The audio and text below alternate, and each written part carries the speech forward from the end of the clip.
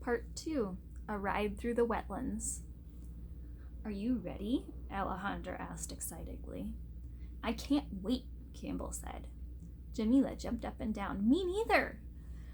The three girls had spent the day together at Alejandra's rancho. They had ridden her pony, Ladybug, and had a picnic in the woods with her abuelo, who brought sandwiches called tortas. He showed them pink flowers hiding under the leaves near where they had eaten. Then they each filled a canteen with cool water from the creek. Now, in Alejandra's room, with their creek water mixed in a big blue bowl, the girls were ready. It had seemed like a lifetime since they floated in a bubble and seen a rainbow. They hadn't been able to think of anything else. Most of all, they remembered that Brownie Elf had promised them another water adventure. They were going to the wetlands. They were ready for it. I hope there aren't alligators in the wetlands, Campbell said in a hushed voice. I think there will be pretty flowers like at Ali's rancho, Jamila said to make her friend feel safer. The three girls stared into the bowl of creek water and recited their rhyme. In a flash, Brownie Elf appeared. She had a dragonfly in one hand and a small green lizard in the other. Hello again, she called. I've missed you. We've missed you too, the girls said. I hope your arms are strong, because the best way to see a wetland is by kayak, Brownie Elf said. That means you need to paddle. We can, the girls said. Then grab a life jacket and hop in. The girls looked at one another quickly and then slipped into the kayak. The paddles were light in their hands. Brownie Elf steered the kayak through a narrow passageway of dark blue water. But it was hardly quiet. The dragonfly buzzed about their heads, birds cucked, bullfrogs bellowed, ducks quacked. The lizard darted about at the bottom of the kayak. Around them, trees grew right down to the water, making it shady and cool. Gray moss, almost the color of Abuelo's beard, hung from the tree branches. This looks like a place out of dinosaur times, Jamila said softly. Wetlands have been around for a very long time, Brownie Elf said. 100 years ago, some people thought they were useless and even dangerous. People could drown in them, and there were mosquitoes and alligators and snakes, but that was before we learned how important wetlands and wetland creatures are.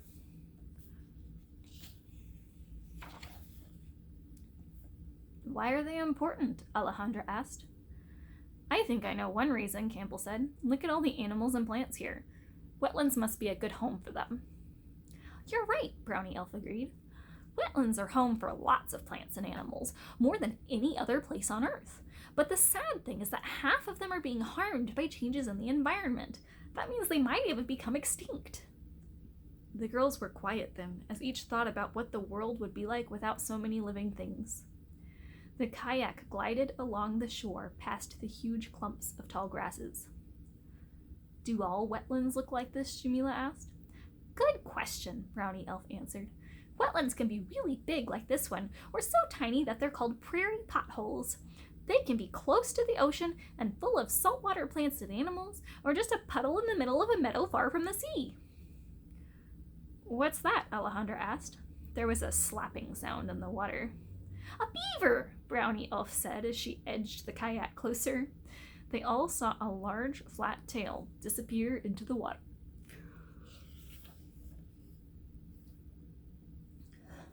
We must have scared her, Brownie Elf said. Beavers slap their tails on the water to warn other beavers when they sense danger. It's lucky we saw her. She's one of the reasons we can even be here. I know beavers build dams, Campbell said, but why couldn't we be here without her? Brownie Elf took a deep breath. Beavers like to build dams in low areas between hills where there is a stream. The area around their dams captures water and becomes a wetland. Once there's a wetland, all the creatures come to live in it, like the egrets you see in the water and hear in the trees, and the turtles and snakes and frogs.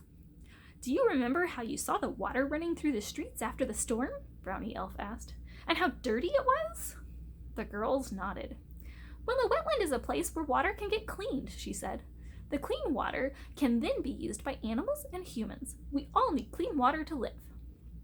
Jamila looked around at the ripples on the water sliding onto the shore, one after the other. "Then this must be Earth's washing machine," she said. Brownie Elf chuckled. "I never thought of it that way, but you are exactly right." As the four headed back to Ali's rancho, Campbell began to look worried. "Now I understand why water is so important, but are there any places without water?" "There are places with very little water," Brownie Elf answered. "One of them is a long, long way from here in South America, in the Atacama Desert. It's so dry there that in many parts no one has ever seen a drop of rain." "That must be terrible," Alejandra said, thinking of how she loved rainstorms. "But even though the desert is dry, it gets a lot of fog," Brownie Elf continued. "Some plants use that fog as food, and now people in one village have figured out how to catch the fog. They collect enough water for gardens and to take showers every day." "So the people learned about water from the trees and plants," Campbell said excitedly. "When fog turns into water, that change has a special name," she said with a grin.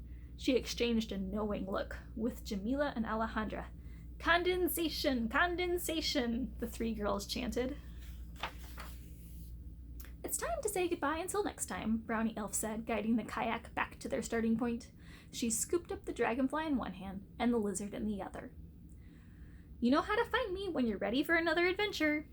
The girls waved goodbye and then, poof, Brownie Elf disappeared. Just as suddenly, Alejandra, Jamila, and Campbell were back in Alejandra's room, pleasantly tired from their adventure. "Let's make a promise," Alejandra said.